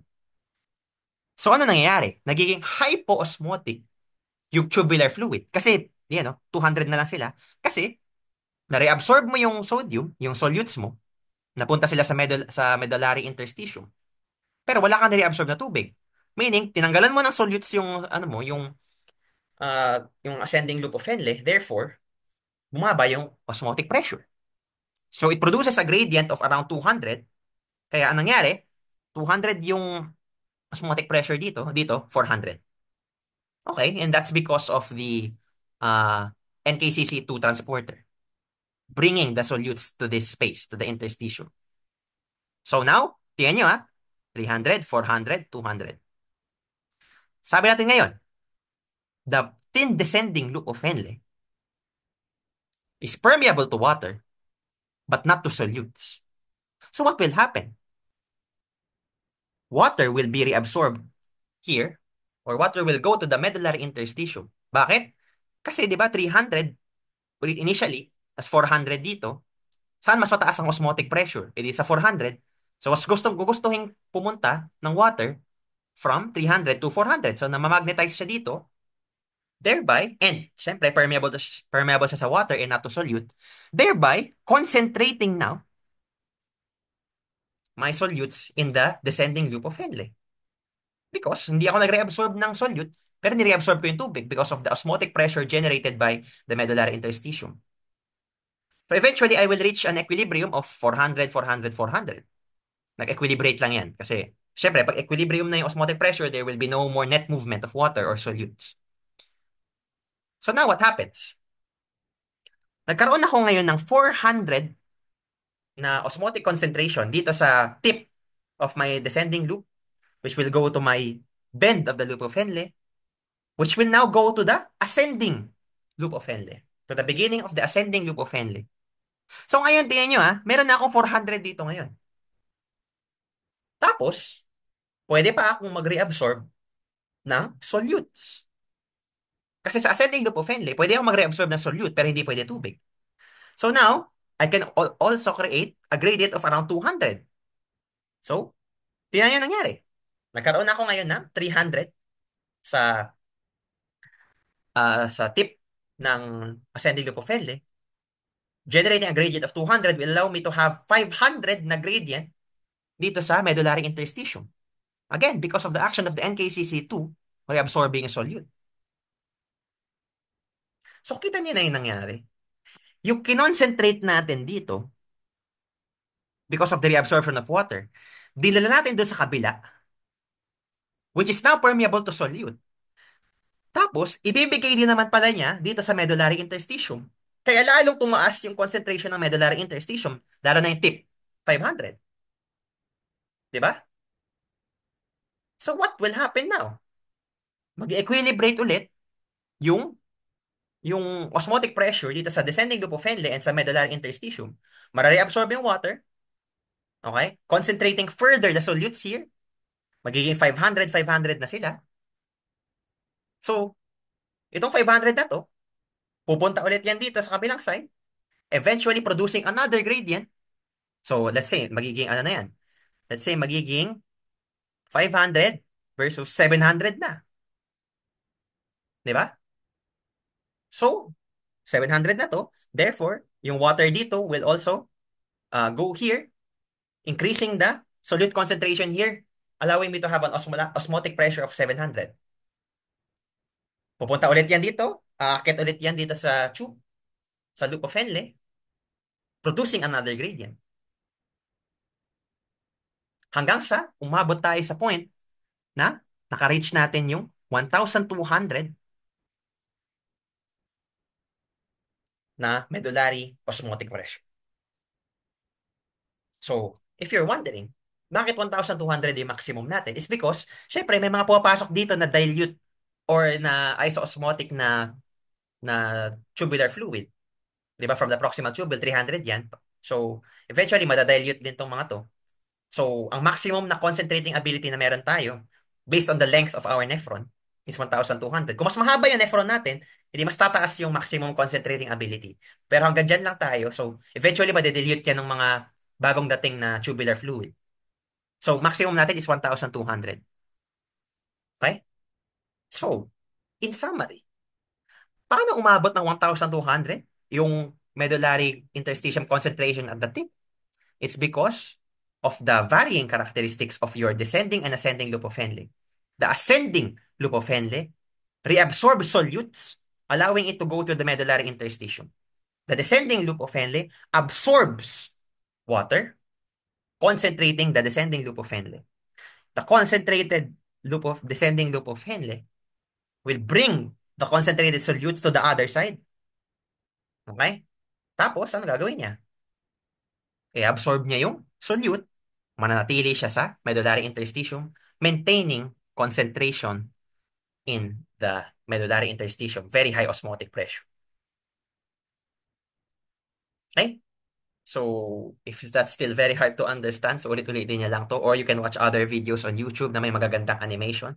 But that's as best as I could do it because this is a really difficult concept. Di ba? But again, in summary, ang ginagawa lang natin is concentrating the tip of the medullary interstitium so that we reabsorb a lot of water in the collecting duct. And as you can see, may gradient yan. No? 1,200, naging 1,700, 300. Kasi eventually, nire-reabsorb mo rin yung mga solutes dito. Okay, pababa yung magiging concentration ng solutes mo in the ascending loop of Henle. Pababa yung magiging uh, gradient. Well, the gradient remains the same, pero yung amount of solute na ma-absorb mo will diminish. Diba? So, gradient yan. So, pataas as you go down the medullary interstitium. So, another way, aside from yung concentration of your medullary interstitium via your solutes, like your sodium, na ginagamit ng nephron to concentrate urine and have a concentrated medullary interstitium. So, another way that the nephron uses to concentrate urine via the concentration of the medullary interstitium so that we have an osmotic pressure to pull in the water is via urea recirculation. So kanina, sa countercurrent multiplication, kinoncentrate natin yung medullary interstitium via your solutes, like your sodium. Dito naman, we will use the concentration or and the osmotic pressure produced by urea. And sabi natin, urea is reabsorbed in the portion of the nephron called your medullary collecting duct in the presence of ADH, which allows the translocation of your urea transporter alpha 1 and urea transporter alpha 3, allowing the passage and reabsorption of your urea into the medullary interstitium. But urea, sabi natin, is an ineffective osmol. It can just diffuse back to the nephron. So, from the medullary collecting duct, bumalik lang siya dito sa ascending loop of Henle. But the good thing is, we are able to trap urea in this space. We are able to maintain the concentration of urea in this space. Kasi once umakyat na siya ulit sa cortex or the outer medulla, urea here is impermeable. Di ba? Impermeable. Kahit may ADH ako, I will not be able to reabsorb urea. Ang purpose lang ng ADH dito sa segment na to, sa late distal convoluted tubule and sa cortical collecting duct is for the reabsorption of water. Only in the medullary collecting duct will I be able to reabsorb urea. So, ano ibig sabihin nun? Yung mga nire-absorb kong urea dito, iikot lang sila dan, babalik lang dito, re-reabsorb ko ulit, babalik lang siya dito. So, yung concentration ko dito ng urea, ano nangyari? Constant lang. Concentrated and constant. Di ba? Maintaining my osmotic pressure, allowing me to concentrate my urine. So, I hope that's clear. So, saan ba nanggaling itong mga values na to? Itong 100% remaining, 50% remaining. So, check natin. Di ba initially, pinifilter natin yung urea through the glomerulus. And then, pagdating niya sa proximal convoluted tubule, urea is passively reabsorbed. Di ba? Passive transport lang yun. 50% of it is reabsorbed. So, 50% dito. Okay? So, such that, pag na-reach na niya yung descending loop of Henle, 50% na lang yung remaining because you already reabsorbed 50%.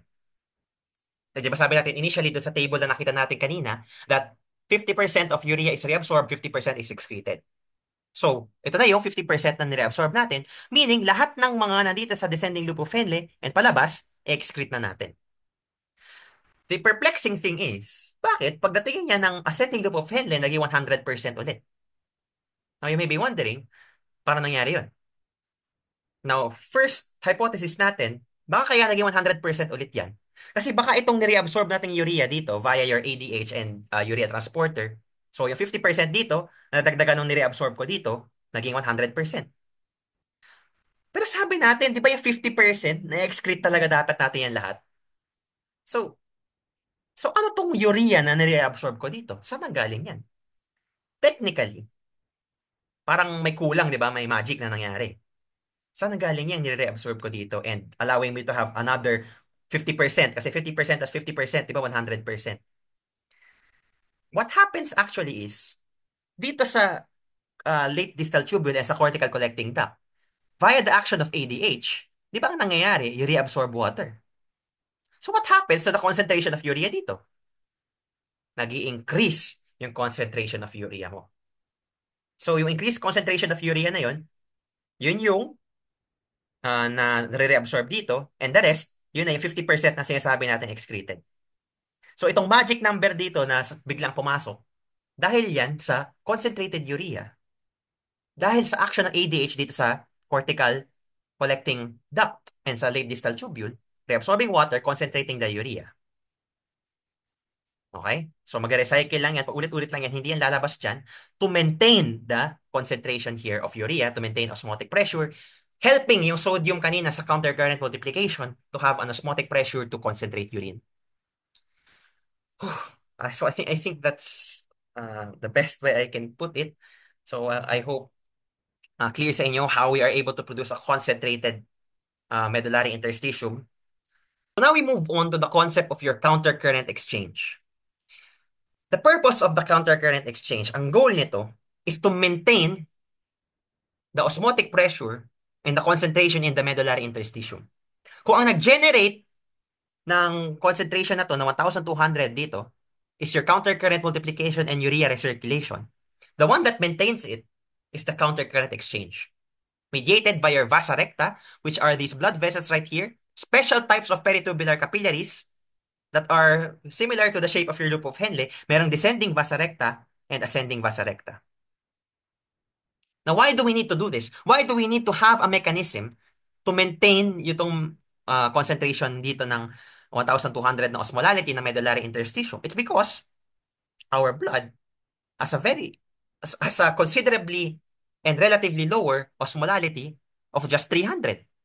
So kung dumaloy lang yung blood dyan without the vasa recta and the countercurrent exchange, lahat ng solutes dito, lalo na itong 1,200 na to, pupunta sa dugo, dissipating this one, siguro magiging 300 na lang yan, or magiging 600, whatever. Basta baba, madidissipate yung concentration na yan, thereby, we're not able to concentrate urine anymore.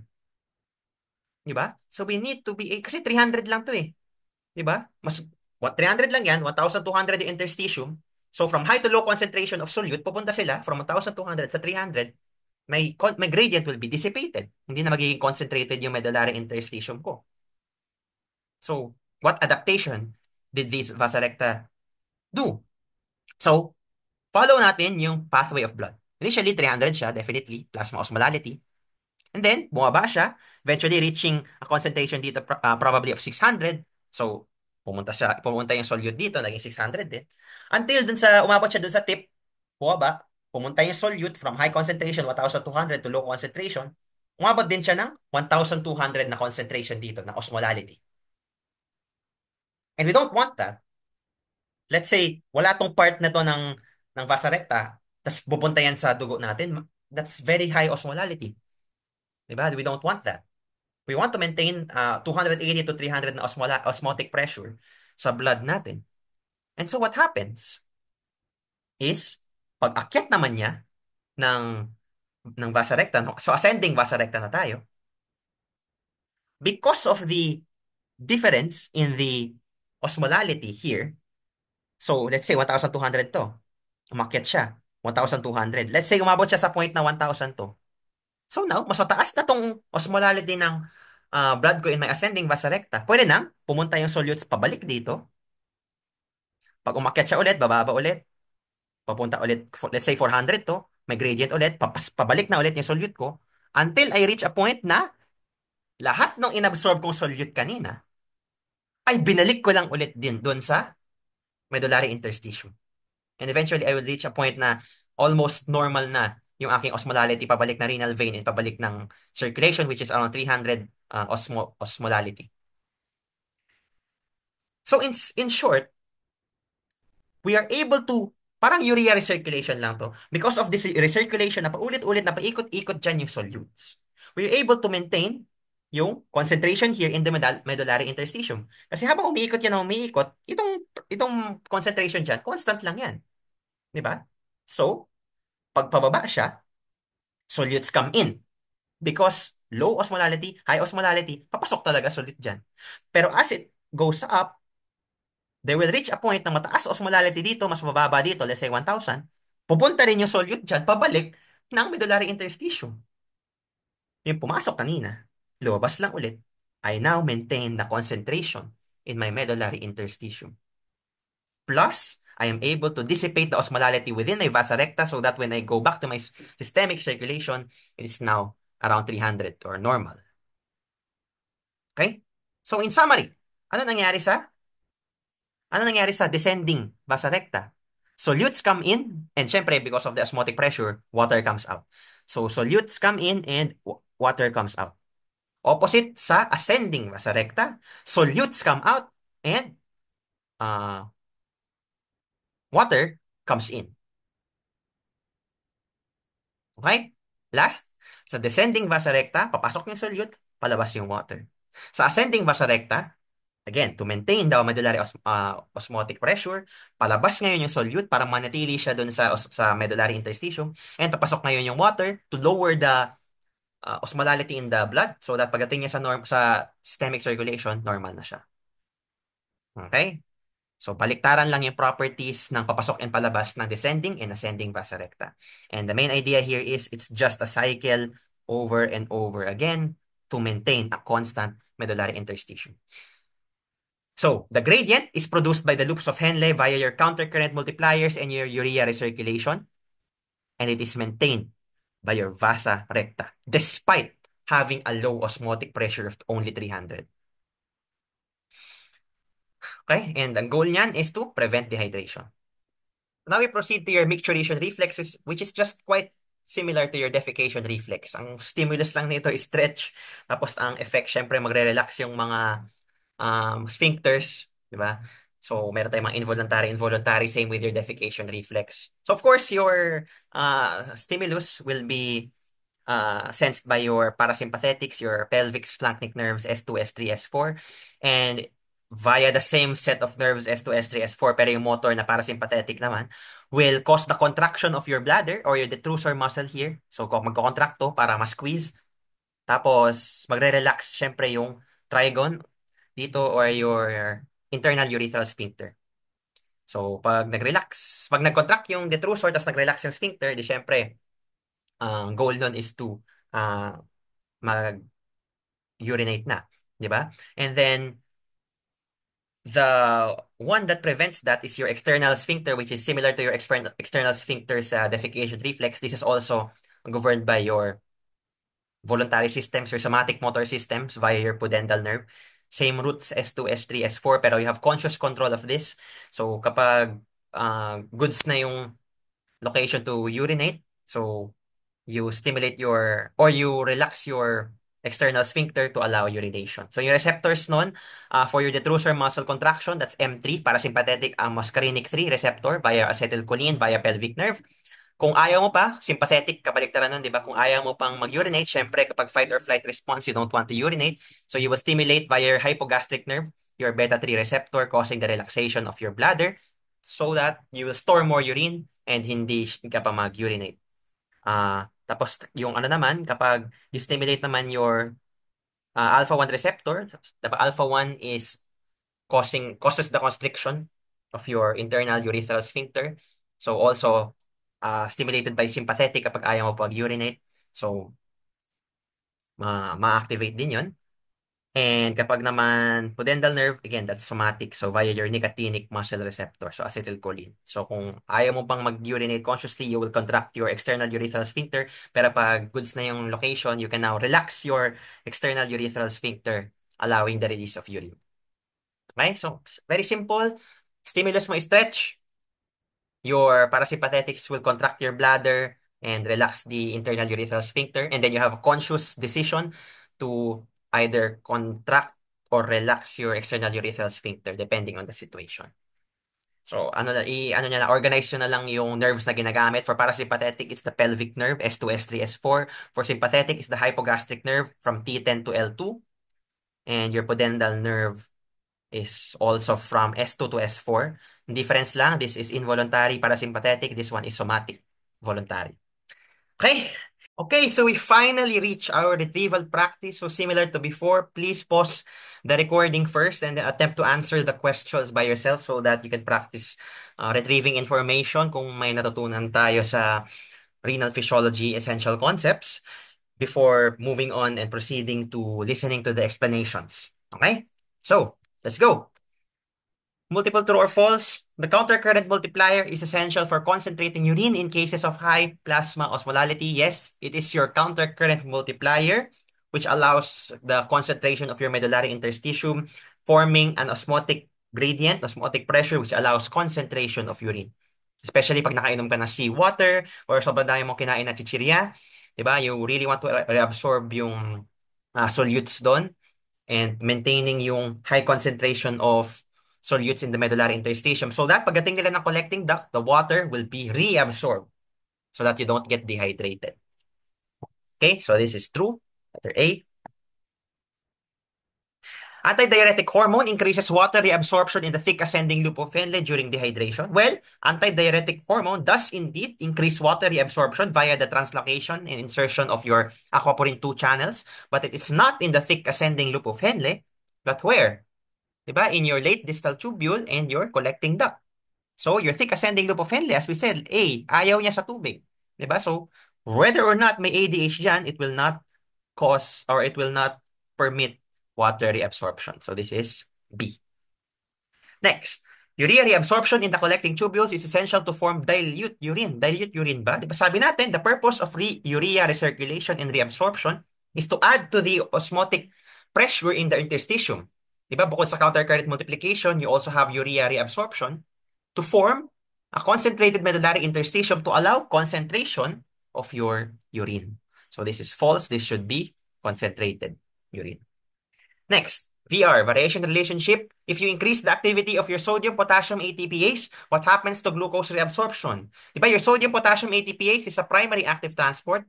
So that allows it to power a secondary active transporter like your SGLT2, diba, in the kidney, which is your sodium glucose co-transporter, which is for the simultaneous reabsorption of both sodium and glucose. So, sabay silang pasok, edi mas mataas na magiging reabsorption ng glucose. Right? Next, NKCC2 activity, which is found where? In the thick ascending loop of Henle, right? What will happen to the osmolality of the medullary interstitium? So, syempre, NKCC2 allows the reabsorption or yung movement ng solutes mo like your sodium, potassium, and dalawang chloride from your thick ascending loop of Henle to the medullary interstitium. Punta yung solutes doon, definitely, the osmolality will increase.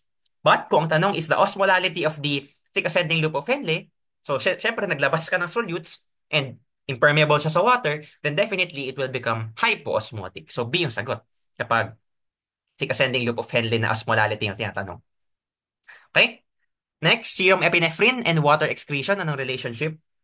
Siyempre, sa serum epinephrine, di ba, is released during fight or flight response, during sympathetic response. And during sympathetic response, we always want to conserve fluids. Di ba? We want to conserve water. And so water excretion will go down.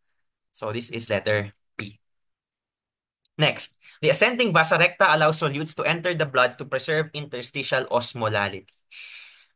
The ascending vasa recta, di ba? Ang goal ng ascending vasa recta is to maintain yung medullary concentration ng solutes. To have an osmotic pressure for the concentration of urine. So, anong gagawin niya? Diba dapat siya yung magbigay ng solutes to the medullary interstitium. Diba? It does not allow solute to enter the blood, but rather it allows solutes to exit the blood to preserve interstitial osmolality. The one that allows solutes to enter the blood is your descending vasa recta. Diba? Sabi natin, the descending vasa recta is the one na palabas yung tubig, papasok yung solutes. The ascending vasa recta, palabas yung solutes, papasok yung tubig. And what that does is, not only does it maintain yung normal osmolality of the vasa recta, so that pag bumalik siya sa systemic circulation ay 300 na rin yung osmotic pressure niya o yung osmolality niya, but so that yung nilagay mong solute doon sa vasa recta, ibalik mo siya doon sa medullary interstitium. So doon lalabas na siya. Okay? So this is false. Next, tubular segment where peritubular capillary oncotic pressure stimulates water reabsorption. Is it in the proximal tubule or in the ascending loop of Henle? Diba? Sabi natin, ang water reabsorption occurs primarily in the proximal tubule, 65% is reabsorbed. In the ascending loop of Henle, letter A, ascending, ayaw niya sa tubig. Diba? So regardless, kung may oncotic pressure dyan sa ascending loop of Henle, hindi pa rin makakadalo yung tubig. Hindi pa rin ma-reabsorb yung water. So it's in the proximal tubule where the oncotic pressure stimulates water reabsorption. Okay? Passive transcellular Na reabsorption, is it in the thick ascending loop of Henle or in the distal tubule? So both of them, merong sodium reabsorption. But which of them is passive? And if I remember, in the thick ascending loop of Henle, this is active transport. Diba? Secondary active transport via your NKCC2. So hindi na pwede to. In your distal tubule, this is the one that is passive because you have your epithelial sodium channels, which are passive transport carriers or channels. Okay, so this is letter B. The countercurrent exchanger causes the tip of the loop of Henle to have the highest interstitial osmolality. Yung concept tama, di ba? But it does not cause it to have the highest interstitial osmolality. It only maintains the highest interstitial osmolality on the tip.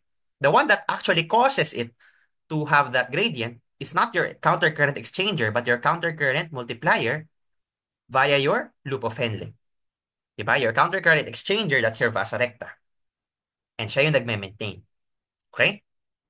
Next, water permeability in descending loop of Henle or early distal tubule. Diba? We said that the early distal tubule has characteristics very similar to your thick ascending loop of Henle. So, ayaw nila sa tubig. So, walang water permeability here. And sabi natin, yes, in the thin descending loop of Henle, there is water permeability. So, parang isipin nyo lang doon sa countercurrent multiplier and the countercurrent exchange, di ba? Both the descending parts of them, both the descending loop of Henle and the descending vasa recta, palabas yung water. Right? And both of the ascending limbs nila of the loop of Henle and the ascending vasa recta, palabas ang solutes. Right? So, yun na lang palatandaan nyo. Next, diluting segment. Is it the proximal tubule or the thick ascending loop of Henle? Di ba sabi natin, ano yung diluting segment of the plasma ba or the nephron? Probably here, diluting segment ng nephron yung tinatanong. Pero regardless, di ba sa proximal tubule, isoosmotic naman yung tubular fluid doon sa plasma fluid, sa blood fluid. Di ba? Why? Because not only do you reabsorb sodium, you also reabsorb your water. So, walang magbabago sa concentration, your osmolality will remain the same. But in the thick ascending loop of Henle, di ba? You only absorb your solutes without absorbing water. And so what that does is, magiging dilute na ngayon yung ascending loop of Henle mo. Kasi nawalan ka ng solutes doon. Nireabsorb mo na, di ba? So diluting segment is letter B, thick ascending loop of Henle. Next, sodium reabsorption, ADH, aldosterone. ADH is only for water reabsorption, while aldosterone is for both sodium and water reabsorption. So this is letter B. Next, early distal tubule, peritubular, capillary oncotic pressure, and water reabsorption. Anong variation relationship nila? Well, syempre, alam natin na oncotic pressure favors reabsorption. But take note, this is in the early distal tubule, which, as we said, is like the thick ascending loop of Henle. Ayaw nila sa tubig, so there's nothing that will happen here. There will be no water reabsorption here, regardless kung mataas yung oncotic pressure. Okay? Atrial natriuretic peptide and Na reabsorption. From the name itself, natriuretic, you will have diuresis of your sodium. So, i-excrete mo yung sodium mo. So, what will happen? You will have a decreased absorption and increased excretion of your sodium. So, and nire-release to during increased amounts of extracellular fluid volume and excess sodium concentration in the blood. So, you will have to excrete it out. So, magde-decrease yung sodium reabsorption mo. ADH and urea excretion. Sabi natin, ADH can act on the medullary collecting duct for urea reabsorption, not excretion. Next, urea cortical interstitium osmolality. What will happen? Well, sabi natin, di ba, that everything that is not the inner medulla, hindi siya inner medullary cortex, inner medullary collecting duct, di ba, will not be permeable to urea. So your outer medullary collecting duct and yung cortex, they are both impermeable to urea. Diba? So increasing urea will not have any effect on the cortical interstitium osmolality kasi hindi siya makadaan, hindi rin siya makapunta doon. It's impermeable, so there will be no effect. Okay? And lastly, the loop of Henle maintains and prevents dissipation of the hyperosmolar medullary interstitium. Diba sabi natin, the one that maintains is the countercurrent exchange, which is mediated by your vasa recta. The loop of Henle is the one that causes it or induces it to have a hyperosmolar medullary interstitium. So this is wrong. The answer should be vasa recta. Okay? So I think that ends our short overview or rapid overview of the main and essential concepts in renal physiology 1 and 2. So I hope you are able to at least get something, just kahit konti lang out of this session or kahit nakakuha kayo ng general picture of what you need to focus on. These are really, really complex topics na there's so much that is happening and everything is happening at the same time just for us to be able to filter the waste in our blood. Sobrang dami nangyayari just for us to maintain normal fluid volume, concentration, di ba? So I hope you're able to appreciate the work of our kidneys and the nephron. So thank you very much. Good luck, pagpalain, and have a great shift ahead and remaining weeks ahead. Bye-bye. Thank you.